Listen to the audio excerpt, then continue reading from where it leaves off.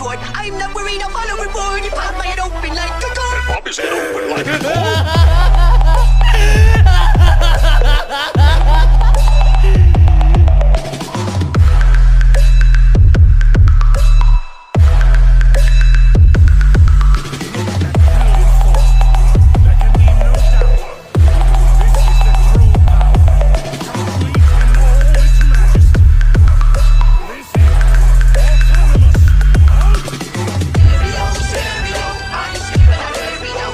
इस एपिसोड की स्टार्टिंग में हम देखते हैं फीमेल सेन को। इस पॉइंट पर फीमेल सेन अपनी जर्नी में थी और तब उसके पास जो क्यूब था, इस क्यूब का वेट काफ़ी ज़्यादा बढ़ रहा था और साथ ही में इस क्यूब से काफ़ी ज़्यादा हार्मफुल रेडिएशन भी निकल रही थी। इस पॉइंट पर फीमेल सेन के लिए काफ़ी बड़ी प्रॉब्लम खड़ी हो जाती है। वो यहाँ पर कुछ भी नहीं कर सकती थी। इतना सब कुछ होने के बाद भी फीमेल सेन एक और रेल्म को विजिट करती है और ये जो रेल्म है, ये रेल्म उसकी आखिरी लोकेशन थी। जैसे ही वो इस रेल्म में पहुंचती है, उसका क्यूब एकदम से बड़ा होने लग जाता है। फीमेल सेन अपने क्यूब से विश मांगती है कि सारे ही सुप्रीम गॉड्स को रिवाइव कर दिया जाए।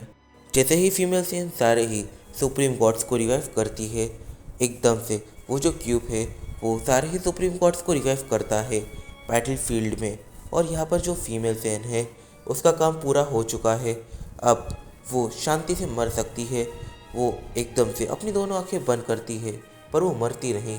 वो इस टाइम पर बेहोश हो जाती है और तभी उसकी एनर्जी की को सेंस कर वहाँ पर एक अनोन सेन आता है। इस पॉइंट पर ये जो अनोन सेन है, ये फीमेल सेन को काफ़ी अच्छे से देखता है। फिर वो उसे उठाकर अपने साथ ले जाने लगता है और इस पॉइंट पर सीन शिफ्ट होता है बैटल फील्ड में। हम देखते हैं ब्रॉली और वो डीमन। इस पॉइंट पर डीमन से बैटल करते समय ब्रॉली को अपनी सुपर सेन गॉड ट्रांसफॉर्मेशन में जाना पड़ जाता है, क्योंकि अपनी सुपर सेन 4 ट्रांसफॉर्मेशन में वो इस डीमन के सामने काफ़ी ज़्यादा वीक बनता है। ये जो डीमन है, ये डीमन ब्रोली से कहता है तुम काफ़ी ज़्यादा पावरफुल हो। अपनी सुपर सेन गॉड ट्रांसफॉर्मेशन में ब्रोली उसके सामने वीक पड़ता है। इस रीजन की वजह से ब्रोली को अपनी सुपर सेन ब्लू गॉड में जाना पड़ जाता है। जब ब्रोली अपनी सुपर सेन ब्लू गॉड में जाता है, तब वो उसे काफ़ी ज़्यादा पावरफुल अटैक्स कर पा रहा था, पर ये जो डीमन है इसे उससे भी ज़्यादा फर्क नहीं पड़ रहा था। बैटल करते दौरान ब्रोली के बॉडी में अचानक से एक झटका फील होता है। इस झटके को सिर्फ ब्रोली फील कर पाया, पर हाँ, इस झटके की वजह से ब्रोली इस चीज़ को रियलाइज़ करता है कि अब उसके बॉडी के अंदर सुपर सेन गॉड यामोशी तो नहीं है, साथ में वो पैरासाइट भी नहीं है। ये दोनों अब ब्रोली की बॉडी को छोड़ चुके हैं। अब ब्रोली अगर किसी मेटल पीस की तरह भी बैटल करे तो फिर भी कोई प्रॉब्लम नहीं, और अब ब्रोली डेमोनिक ट्रांसफॉर्मेशन को भी यूज़ कर सकता है। ब्रोली ये सोच लेता है कि उसकी ये जो ट्रांसफॉर्मेशन है सुपर सेन ब्लू गॉड, इस डीमन को सुपर सेन ब्लू गॉड से फ़र्क नहीं पड़ रहा, तो अब कुछ ना कुछ तीखा किया जाए। इस पॉइंट पर ब्रोली एकदम से अपना पावर अप स्टार्ट कर देता है। उसका जो पावर अप होता है वो कुछ ज़्यादा ही डेंजरस होता है, क्योंकि जब वो रेगुलरली पावर अप करता है तो उसकी 50% से पावर बढ़ती है, पर यहाँ पर उसकी पावर 50% से नहीं बढ़ी, सीधा 50 के ऊपर गई है। 60, 70, 80, 90, 100 के ऊपर उसकी पावर जा चुकी है। इस टाइम पर जो ब्रोली है, ब्रोली अपनी गॉड की को यूज़ करता है, पर जब उसकी गॉड की यहाँ पर एकदम यूजलेस बन जाती है, तब वो अपना पावर अप स्टार्ट कर देता है। इस पॉइंट पर जितने भी गॉड्स होते हैं वो ब्रोली की एनर्जी की को सेंस कर रहे थे।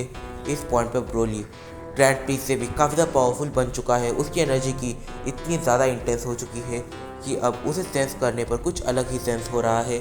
जो गॉड्स थे वो गॉड की को सेंस कर पा रहे थे, पर गॉड की धीरे धीरे वैनिश होकर एक नई की का जन्म ले रही थी, और ये नई की थी डेमोनिक की। जब सारे ही डीमंस ब्रोली की एनर्जी की को सेंस करते हैं, तब एक डीमन यहाँ पर सवाल करता है, क्या ये हम में से एक है? इस पॉइंट पर बाकी डीमंस उससे रिप्लाई करते हैं कि नहीं, ये हम में से एक तो बिल्कुल भी नहीं है, पर हाँ, ये हम में से एक बन सकता है। इस टाइम पर जो डीमन है वो ब्रोली पर अटैक करता है, और यहाँ पर ब्रोली को वो अटैक लग भी जाता है, पर वो ब्रोली को बिल्कुल भी डैमेज नहीं कर पाता। इस पॉइंट पर ब्रोली उसकी तरफ देखता है और एक हल्की सी स्माइल करता है।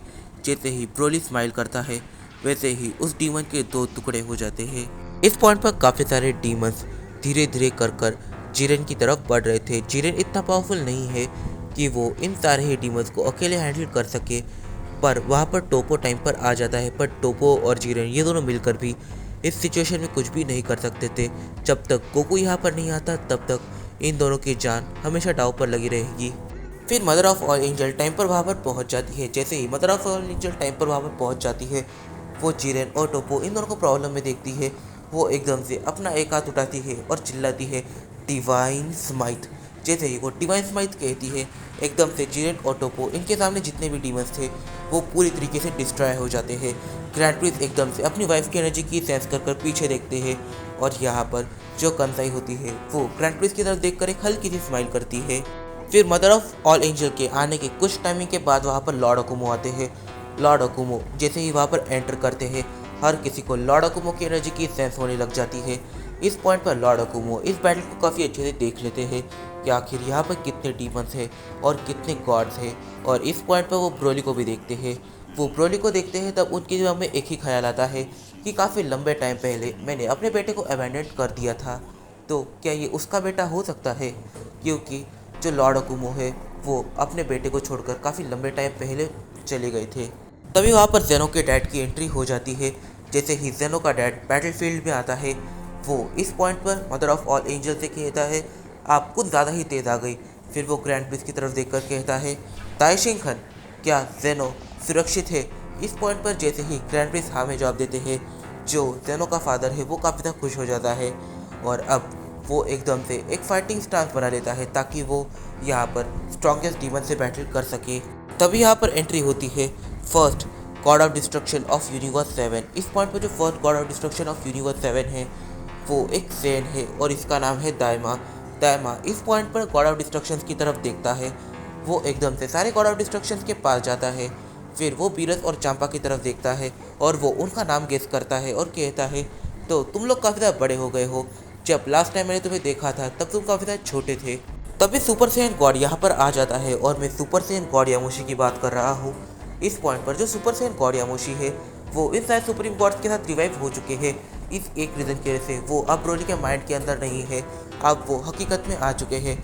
इस पॉइंट पर सुपर सैयन गॉड दायमा के पास आकर कहते हैं लॉर्ड दायमा, यहाँ पर काफ़ी सारी प्रॉब्लम्स है और यहाँ पर जो मेरा स्टूडेंट है वो आउट ऑफ कंट्रोल जा सकता है, तो हमें उसके ऊपर भी ध्यान रखना पड़ेगा। दूसरे साइड सीन शिफ्ट होता है गोकू और वेजिटा के ऊपर। इस पॉइंट पर गोकू और वेजिटा ये दोनों नो डाउट ग्रैंड प्रिंस के लेवल पर आ चुके हैं, पर यहाँ पर सिचुएशन ये है कि गोकू और वेजिटा इन दोनों की पावर बैटल के दौरान अब बढ़ रही थी, जैसा ब्रोली के साथ होता है। इस पॉइंट पर गोकू और वेजिटा इन दोनों को ही नहीं पता कि ऐसा क्यों हो रहा है। और ये सिर्फ यूनिवर्स 7 के गोकू और वेजिटा के ऊपर ही लागू नहीं हो रहा था, ये गोहान, बारडॉक और बाकी जितने भी सैयन वहाँ पर लड़ रहे थे उन सभी के ऊपर लागू हो रहा था जो यूनिवर्स 7 से बिलोंग करते हैं, पर ये दायमा के ऊपर लागू नहीं हो रहा है। इस पॉइंट पर सारे ही सैयन्स पूरी तरीके से शॉक है कि आखिर ये क्या चल रहा है। ये लोग बैटल कर रहे हैं और पावरफुल बन रहे हैं जैसा कि ब्रोली करता है, और एक टाइम ऐसा आ जाता है जब गोकू वेजिटा ये दोनों उस डीमन को इजीली टेक डाउन कर देते हैं। तो तुम्हारे मजे का कुरकुरा करने आ चुका हूँ मैं, रेक्स फाइटी। इस पॉइंट पर इस वीडियो में काफ़ी सारे निकल के आते हैं। सबसे पहले होते यहाँ पर ये निकल के आता है इस पॉइंट पर जो सुपर सैयन गॉड है और जो first God of destruction of universe 7 है, आखिर इन दोनों के बीच में क्या रिलेशन हो सकता है? क्या ये दोनों दोस्त होते होंगे जैसे कि गोकू और वेजिटा है? और यहाँ पर जो लॉर्ड अकुमो है उसकी एंट्री काफ़ी ज़्यादा अलग हुई है। और साथ ही में हम फीमेल सैयन की मिस्ट्री को नहीं भूल सकते, आखिर वो कहाँ पर जा रही है। इस पॉइंट पर गोहान का क्या सिचुएशन है। इस पॉइंट पर इस वीडियो में काफ़ी साउंड निकल के आते हैं, तो इन साउंड को जो हम जानेंगे अपने आने वाले कुछ वीडियोज़ में। तब तक के लिए बाय बाय। अगर तुम्हें ये वीडियो पसंद आई है तो प्लीज़ इस वीडियो को एक लाइक कर देना, और आज का लाइक एम है पूरे 150 लाइक्स का। देखते हैं तुम कंप्लीट कर पाओगे या फिर नहीं। और 25 कमेंट्स का आज टारगेट है, तो देखते हैं तुम क्या कमेंट्स कंप्लीट कर पाओगे। तो मिलते हैं अपनी अगली वीडियो में।